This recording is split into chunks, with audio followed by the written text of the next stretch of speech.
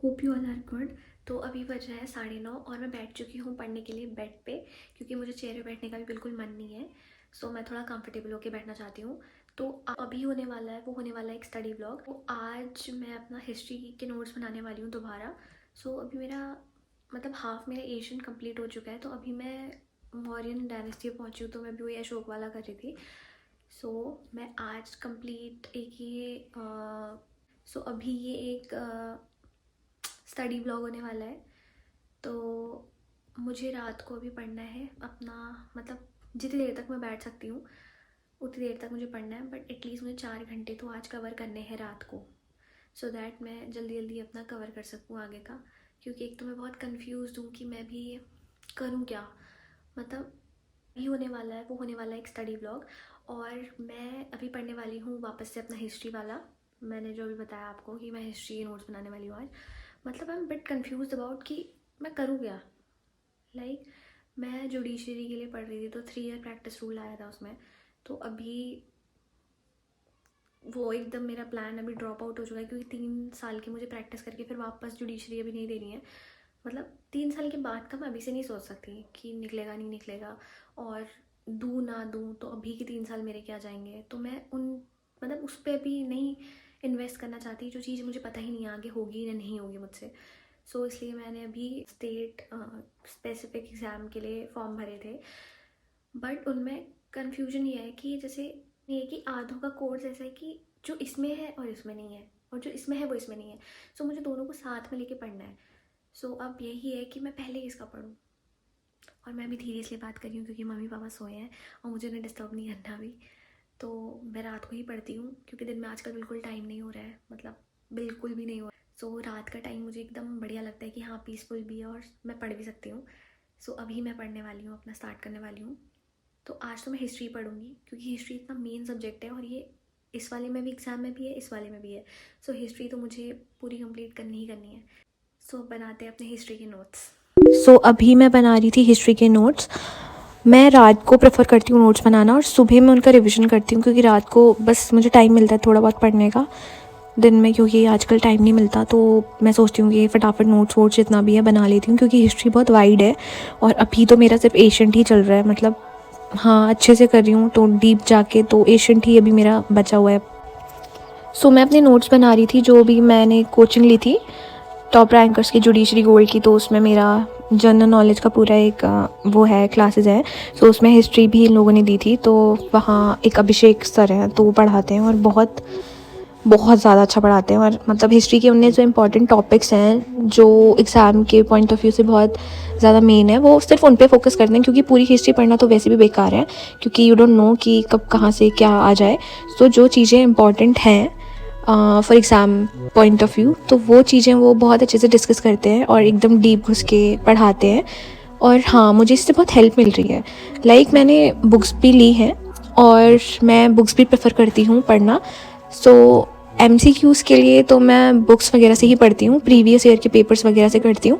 But वैसे अगर notes बनाना हो, क्योंकि आप सिर्फ एमसीक्यू के बेसिस पे ही नहीं पढ़ सकते, मतलब आप क्वेश्चन उससे लगा सकते हैं कि हाँ कैसे क्वेश्चन आएंगे, बट थोड़ा बहुत तो आपका कॉन्सेप्ट भी क्लियर होना चाहिए। क्योंकि यार अगर आपने कॉन्सेप्ट ही नहीं पढ़ा होगा और आपको पता ही नहीं होगा रूलर कौन सा कब कहाँ कौन सी डायनेस्टी का था, तो आपको वैसे भी नहीं समझ में आएगा एमसीक्यू। तो पहले एक बार थोड़ा कॉन्सेप्ट तो क्लियर होना चाहिए, उसके बाद आप एमसीक्यूज़ सॉल्व करो तो वो बहुत बढ़िया है। मैं वही ट्राई करी थी कि मैं थोड़ा अपना कॉन्सेप्ट एकदम क्लियर करूँ, और फिर मैं ट्राई करती हूँ कि मैं अपने जितने भी एमसीक्यूज़ होते हैं, पीवाईक्यूज़ होते हैं, उनको लगाऊँ और उन क्वेश्चन को मतलब अपने डाउट्स एकदम क्लियर कर दूँ फिर। क्योंकि जितना आप प्रैक्टिस करोगे एमसीक्यूज़ से, वो बेनिफिशियरी होता है। आप कितना भी ट्राई करोगे ना कॉन्सेप्ट क्लियर करना, बट फिर भी आपको समझ में नहीं आएगा कि एग्ज़ाम में कब क्या कहाँ से कैसे आ सकता है क्वेश्चन।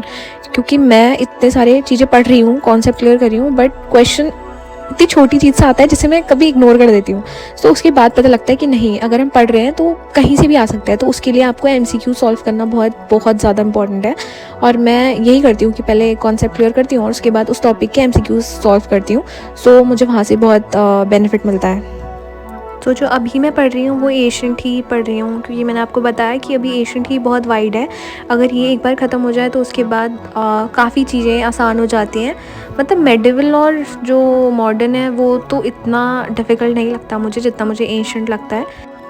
तो अभी मैं पढ़ रही हूँ डायनेस्टीज़ के बारे में, उनके इम्पॉर्टेंट रूलर्स के बारे में, उनके अचीवमेंट और बहुत सारी चीज़ें जो कि डायनेस्टी के लिए इम्पॉर्टेंट है और वो वहाँ से क्वेश्चन बन सकता है, क्योंकि यू नेवर नो कब कहाँ से कैसा क्वेश्चन बन जाए। तो मैं हर एक छोटी सी छोटी चीज़ पढ़ रही हूँ। अगर मैं एक डायनेस्टी पढ़ रही हूँ तो अभी मैंने पल्लवास लिखा है, तो मैंने उनका इम्पॉर्टेंट रूलर लिखा है, फिर उनकी अचीवमेंट लिखी हैं और फिर उनके रिलीजियस थॉट्स लिखे हैं और जो जो चीज़ें उन्होंने बनाई हैं उनके बारे में लिखा है और तब कौन से फॉरेन इन्वेडर्स वहाँ आए थे वो सब लिखा है। तो हाँ, मतलब अगर आप एक चीज़ पढ़ रहे हो तो मतलब अगर आप कॉन्सेप्ट क्लियर कर रहे हो अपने, सो आपको ये सारी चीज़ें ध्यान में रखनी चाहिए, क्योंकि फिर बाद में आपको रिग्रेट ना हो कि आपने वो टॉपिक तो पढ़ा था और शायद थोड़ा और अंदर अच्छे से पढ़ लेते तो क्वेश्चन बन जाते।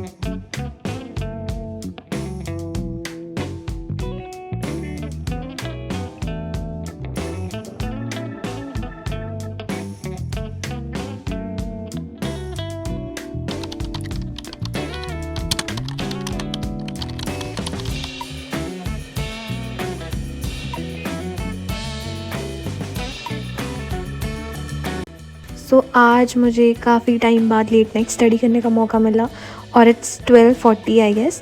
सो अभी तो मैं सम अप ही कर रही हूँ जितना भी मैंने जो चीज़ें करी थी, और ये खुद से मैं नोट्स बना रही हूँ अभी, जो जो चीज़ें मुझे याद हुई थी। हालांकि अभी मुझे सारी चीज़ें तो मैं सुबह ही सम अप करती हूँ जितना भी होता है, बट अभी एक जो स्टार्ट में करा था तो दैट मैं उसे भूल ना जाऊँ, इसलिए मैं थोड़ा बहुत कर लेती हूँ सम अप। और गाइस मैं बहुत थक चुकी थी इस समय पे तो मैं बहुत रुक रुक के कर रही थी।